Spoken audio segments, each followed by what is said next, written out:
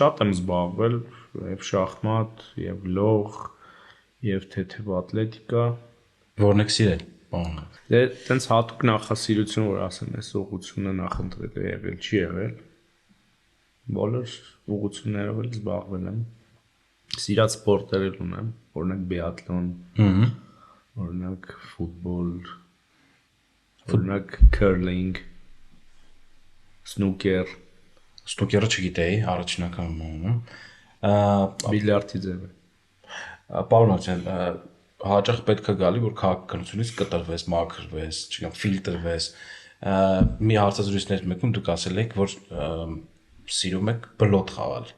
Բլոտը օգնում է, որ կտրվեք քաղաքականությունից։ Այո, շատ։ Իսկ որ ձևն եք սիրում։ Մեր կլասիկ հայկական 4 հոգով խաղալը, թե 2 հոգով։ 4 հոգով խաղալը